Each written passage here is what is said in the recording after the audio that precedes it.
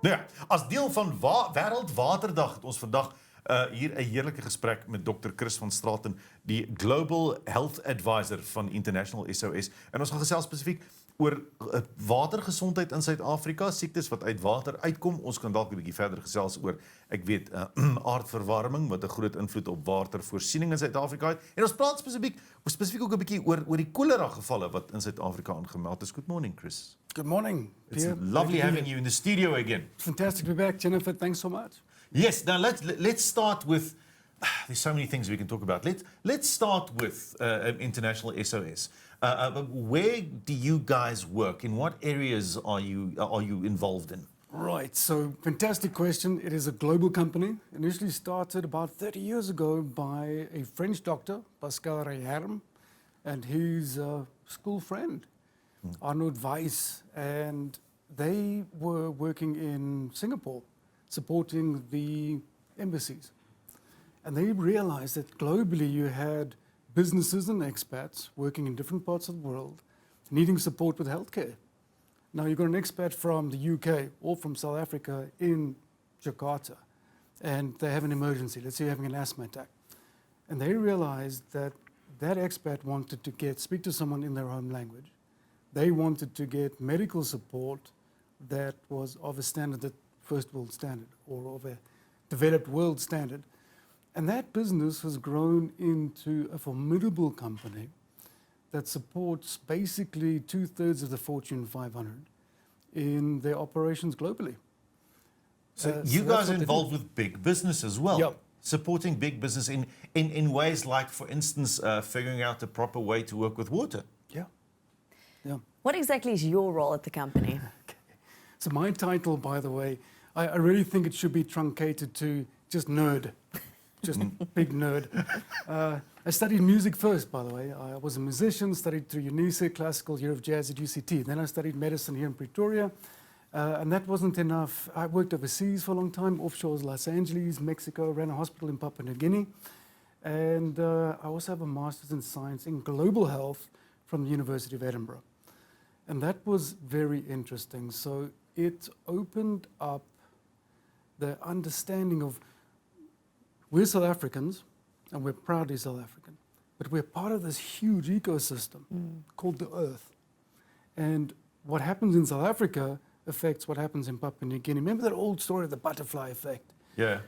That's very real. So my title is Global Health Advisor, with a little bracket says Clinical Governance. So I really focus on how do we, because we're a global company offering, one, security and risk mitigation measures, two, consulting and support for things like health. So if you're traveling in Malawi next week, you need to know that Hurricane Freddy knocked them hard. Their water infrastructure got hammered. Cholera was an issue there before. Now it's getting a bit out of control. And we'll touch on how that's affected South Africa a bit later. But that kind of analytics, understanding what the weather patterns did, what the disease patterns were doing before, what they're doing now, and how to mitigate those risks for people doing business there, that's kind of what nerds like me do. Okay, so that's to put it in a nutshell. So we're constantly 24/7, not just following news cycles and patterns, we're following what's happening around the world and supporting our clients when they're navigating those places. I have to ask you, today is International Water Day. Why is it important that we actually celebrate this day or look at awareness around this day? Right. First off, by the way, water is amazing, right? It is astounding. And let's do the total nerd thing. Let's start with, you can't add or take away the amount of water on the planet. I don't know if you know that, but that's pretty cool, right? So, and What is there is there. What's there is there. And there's trillions and trillions and trillions of liters of water.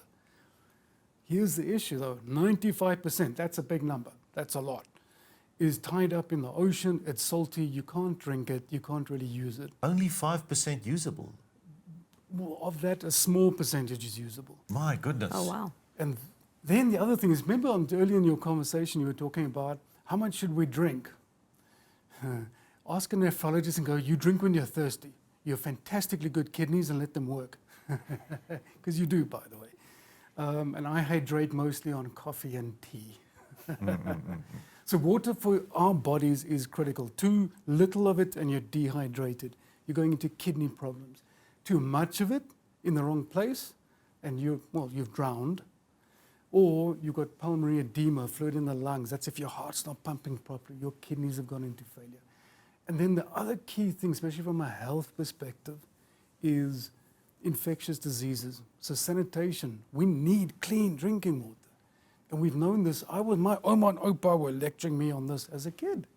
I don't know about you guys, but they were telling me, hey, pas op, moenie mors met die water nie. Yeah. So, and I've been thinking long and hard about this. This issue isn't new, but we've got to keep reframing it and re-engaging with it so that from small to old daily are taking wise steps in terms of saving. How do you water your garden? How do you, if you're an industrial leader, how are you using water? How are you purifying that water and putting it back into the system? Because if you don't do it right, you're going to end up in trouble. You referred earlier to the fact that the butterfly effect. We all have an effect on each other on the planet, even if you think so or not. And I don't know what your opinion is. It's a reality. Yeah. What we do has an effect on everyone else on the planet. Are we seeing water too locally? Are we seeing water in little clusters in my municipality, in my district, in my town, in my suburb? That's the water. Or are we missing the bigger water picture in the country and on the continent and in the world? I think the answer is yes. But again, like all things, it's got multiple layers and levels of complexity. So what do I mean by that? If you look at reports that you and I were discussing earlier, by the way, we got into quite an academic, nerdy discussion before this because I'm so passionate about it. If you look at some of the recent reports, so one of the reports I'm going to refer to is government. It's called the Blue Drop and the Green Drop reports. And they were looking at infrastructure of water in South Africa. And it's not a rosy report. 50% of our infrastructure, a bit like Eskom electricity, is looking a bit, it needs attention. Yeah. Right? Well, the good news is they could do the report and they can highlight it. But as you said earlier too, we can't just keep talking about things. We need to put in the investment and the money, and we need to protect what we have. What we have. That infrastructure was hard won, well designed, well built, but we've now got to upgrade it. Yeah. I think we need to continue with this later on, but we first have to go to the news and the weather. Absolutely. But we need to continue this conversation specifically about the health in South Africa, water health in South Africa, diseases in South Africa, in our water system, and the value of water, and also the effect that global warming has in our country. Nou ja, net daarna gesels ons met Dr. Chris van Straten verder daaroor. Welkom terug by die groot ontbyt. Ons gesels nou verder met Dr. Chris van Straten uit 'n verskriklike titel, Global Health Advisor van die organisasie International SOS. Let's talk about water again, Chris, and specifically about diseases in South Africa, waterborne diseases. We referred to cholera in Malawi earlier. There was a couple of cases of cholera in the beginning of the year in South Africa as well. Absolutely. And that got my attention because cholera is one, super infectious. If not treated correctly, you die a very miserable and painful death. The good news, though, is it's very treatable. But we want to prevent it. So what got my attention at the end of last year and beginning of this year was we had this massive storm, hurricane or Freddy, going off the east coast of Africa. By the way, that's one of the biggest storms ever recorded. I don't know if you know that. Wow. In terms of scale, duration, and the impact. And that storm came through, so it was Mauritius, Madagascar, hit Mozambique and Malawi, went back into the ocean, picked up more energy, and then slammed into Malawi again. And the impact of that has been massive flooding. There was cholera in Malawi before that storm, but it is now out of control. Why? Because the basic sanitation that people need, being able to drink good, clean water, being able to bathe, wash, clean, has been disrupted. And then part of what happened is people from Malawi came down to South Africa, and we had these handful of cases. And initially we were going, whoa, what is happening in South Africa? Is this now a potential outbreak, or is this coming from somewhere else? And what I'm very pleased to say is our NICD, our Institute of Communicable Diseases, is still top class. And we saw that during COVID. I remember when Omicron hit, those guys were the first to point out Omicron.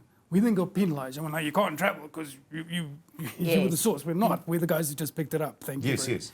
NICD did a fantastic job going, whoa, cholera, diagnosing it, doing the contact tracing, and then going, putting an end to it. Because you haven't seen lots and hundreds of cases of cholera, have you? No, we haven't. No, yeah. we haven't. And that speaks to a couple of things. It speaks to NICD picking it up early. The healthcare system is under pressure, but still being able to contain. And our water system is under pressure, but we haven't seen an outbreak of cholera widely. So that was really good. And by the way, some of the big embassies in South Africa, they put out an alert earlier this year going, guys, make sure you got bottled water or access to clean drinking water. Big thing. It was a big thing, yeah. You come down. We could have, because of the electricity disruption, infrastructure, water taking strain, we could have a major issue. So we've got to be prepared and think ahead. Should water systems struggle or a massive storm cause major disruption like we saw in parts of Malawi. But touch wood, for now, we've got good drinking water, and we need to keep focus on that and make sure we're all playing our part in keeping that healthy. If you say we've got good drinking water, would that apply to the whole of South Africa or only bits? Oh, I wish I could say yes. Mostly, and this is because of really good planning before I was born, that went into thinking about the country. By the way, we're a water scarce country. Yes. We always have been. Climate change, remember, we are globally, the temperatures are going up. The average temperature is going up. That is predicted to have an impact of about a 30% reduction in water flow or fall in parts, especially the Western Cape, by the year 2030. So that's a lot of numbers really quickly in succession. Goodness, and the dams as it is this year is already lower than they were in other years. Yeah. Okay, so to put it succinctly, our water system was actually incredibly well thought out, built, and is very interconnected. There has been neglect, and I'm hopeful that if we now start building systems up again, it will serve its purpose. But remember this too. Remember we had almost day zero in Cape Town. Yes. And Nelson Mandela Bay. Sure, they were a bit lucky. Some good news is this, in Cape Town, one, people came to the party. People did reduce their intake and wastage. Two, it's a good thing, but there's an aquifer. There's a huge amount of water sitting under the city of Cape Town. And they drilled into it and they're using it. But it's like an investment account in your bank, right? You can't just keep taking out. Taking. You've got to make sure that there's good inflow coming in. And desalination, by the way, parts of Saudi Arabia use desalination on a huge scale, but they've got the money and the infrastructure to support that. But in South Africa, we are seeing different systems starting to look at that, or purifying the water we used to make sure we can put it back into the system. Yes. And we need to make sure that those systems are working and that they're supported and continue built up.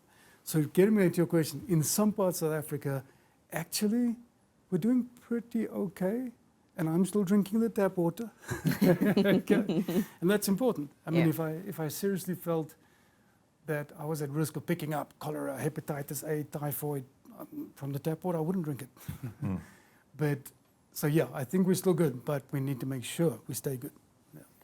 Just as a bit of a wrap up in the end, you referred to the global warming and the fact that it could have a 30% impact on the amount of water we can use in our country. There's new stats that came out about global warming now recently, yes? That's right. In fact, just in the last 48 hours, IPCC, that is the institute that is part of United Nations, that got the global leaders together and said, right, we have to look, one, we've got to get the right data, make sure we're measuring what is the temperature pre-industrialization. So is the temperature going up or down? Is it real? And is it because of humans that it's doing that? Yeah. And the answer is absolutely it's because of humans. The average is actually about 1.3 degrees heating has already happened. Already happened. And by the way, you can see the impact around us. If you look at the major fires that happened in California, America, Australia, parts of Spain, parts of South Africa, that's linked to that 1.3 degrees. If you look at all the major storms that have happened, America's had huge sections washed away. New Zealand, I feel sorry for some friends who moved there. They moved and then they lost their property because it got washed away twice. Those massive storms are because of that 1.3 degrees. Yeah. So it's real, and here's the other thing that I don't think everyone always gets. That 1.3 is the average. In parts of the polar circle, it's actually already at 3 degrees. So, Yeah, so it's a definite thing, and it will have an effect on our water in South Africa. It's absolutely going to have an effect on us. Dr. Chris, thank you so much. It's a pleasure. for Thank you. being here What a great today. It's discussion. always lovely chatting to you, especially if it's something like this, which reaches right into everyone's home and everyone's life. Thank you for sharing your immense vision. Immense with us. nerdiness. Nerdiness. Thanks for the great We space love to the do it. nerdiness. Thank you very much. Dis dan Dr. Chris van Straten. Kyk, as jy nou gewaar het oor water, dan is hy die ou om te vra.